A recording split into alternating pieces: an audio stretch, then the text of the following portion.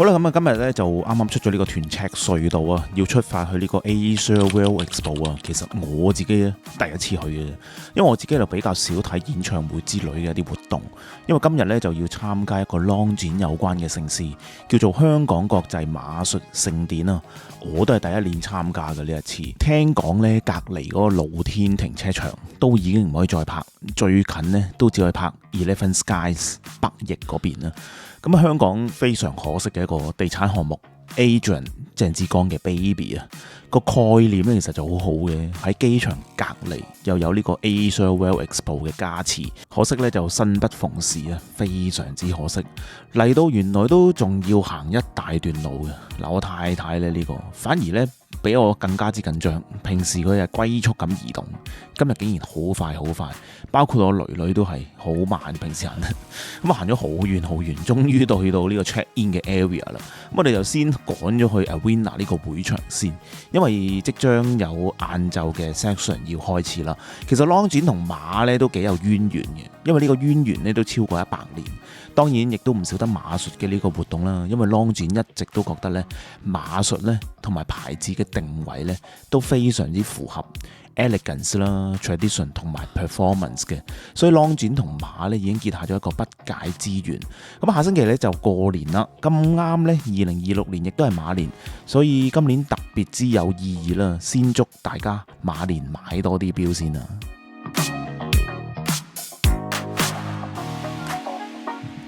其實呢條片咧都希望吸引到一啲非錶迷觀看，所以咧可能介紹俾大家 Long 展嘅一啲少少嘅背景啦。因為假如收睇嘅你咧唔太玩手錶嘅話咧，可能會一個錯覺就係覺得 Long 展都係一個好普通嘅牌子啫，啲價錢都好入門。但係其實咧以前嘅 Long 展咧絕對係可以媲美 Rolex 同埋 Omega 嘅，只係集團式嘅經營令到佢哋嘅地位有所調整嘅啫。亦都係因為咁啦，Long 展係一個受眾好廣嘅牌子，入門嘅玩家去到間中買1、2隻嘅手錶，以及去到一啲資深嘅錶迷，其實都一樣咁中意 Long 展嘅。我自己都收藏咗佢哋幾年前復刻翻1940年代啦、1940年代左右嘅2個款式，我自己一直都好中意呢2隻嘅。本台 Watch Catalog 其實都已經介紹過好幾集 Long 展嘅。如果睇完呢條片又想有興趣了解更多 Long 展嘅話呢，可以慢慢再重溫翻嗰幾集嘅 Long 展噶。講翻活動先啦，當日下晝嘅賽事就係一個青少年嘅比賽啦，主要嚟自亞洲區，有唔少國家級嘅公主都有參加比賽。原來比想象中更加之緊張，嗰個規例其實就好簡單嘅啫，就係用最快嘅時間去完成啦。咁每一個跌欄呢，即係嗰個欄杆跌咗落嚟呢，就有相對嘅時間罰分啦。嚴格嚟講呢，就係跌欄所罰嘅分呢，只要你跌咗1支嘅話呢，已經同第1名係冇緣分噶啦。其實都幾刺激嘅。之後亦都有第1年舉行嘅99障礙賽，平時上網睇又睇得到，現場睇就真係第一次。整體嚟講都幾刺激嘅。加上我同我太太呢，其實都幾中意狗仔嘅。之後亦都有馬術舞蹈嘅表演啦。特別嘅地方就係在於呢一啲馬呢都係一啲退役嘅馬嚟嘅，以前其實都喺跑馬地啊、沙田馬場嗰度賽馬嘅。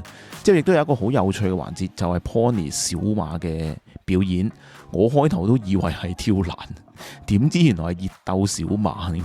嗰啲過彎呢，完全係沙田馬場嘅一個微型版，非常之有趣。所以啲節目呢，其實都幾精彩嘅，亦都不得不再佩服呢香港工作人員嗰個呢每個轉場之間都係極速快手嘅。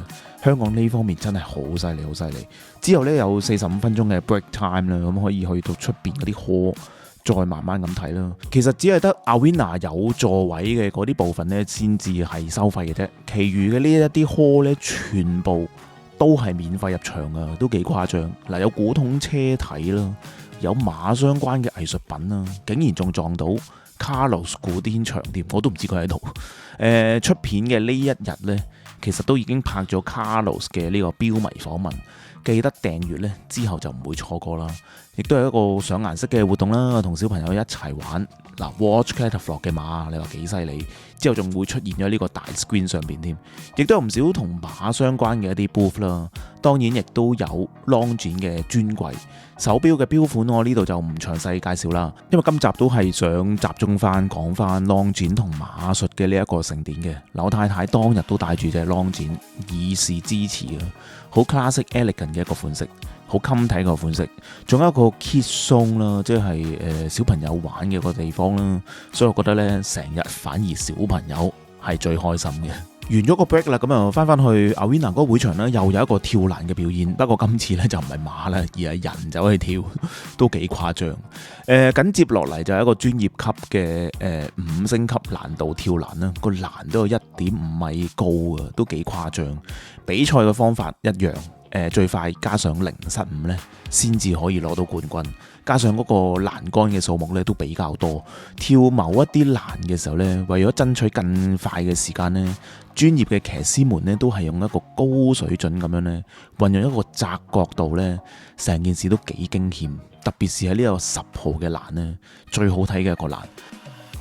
至於2月1號最尾一日閉幕嘅呢個場次，更加有 Ian 陳卓賢壓軸咁出現歌唱嘅表演啦。特別鳴謝 Ian 嘅 fans 啦，提供呢個珍貴嘅片段。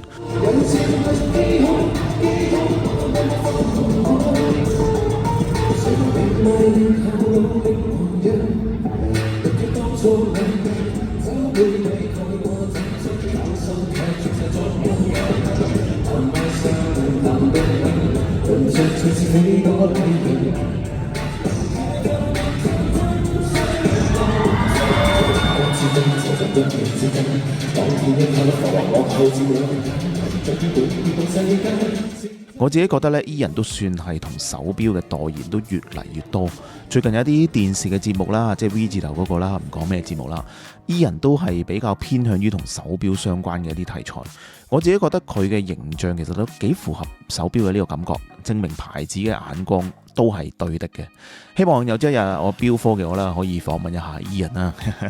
希望有呢個機會啦。相信有唔少 Ian 嘅 fans 亦都因為呢件事認識咗更加多 Longines。Longines 其實都有好多女裝錶嘅唔錯嘅選擇，以相對親民嘅價錢都絕對做到有一種貴價手錶嘅格調，款式又唔會話太過過時啦。我之後其實都打算會唔會買多一隻 Longines 俾我太太呢？今年嘅2026年香港國際馬術盛典嘅介紹就去到呢度先啦。大家又有冇睇過呢一個盛典呢？留言分享一下。我諗整體嚟講，其實都幾精彩嘅一個活動，絕對冇悶場嘅。外面嗰啲 hall 呢，其實有啲展區呢，如果以免費入場嚟計呢，更加係超額完成。連同一節嘅場次呢，我諗大概你可以消磨到4-5個鐘都 OK， 都有幾多活動可以做。唯獨就係 Asia World Expo 嘅呢個地方呢，即係亞洲博覽，係咪亞洲博覽中心啊？呢個中文叫咩名呢？嘅膳食呢，真係有待改善，以及呢個交通嘅安排呢，就算揸車呢，都一啲都唔 friendly 嘅呢度。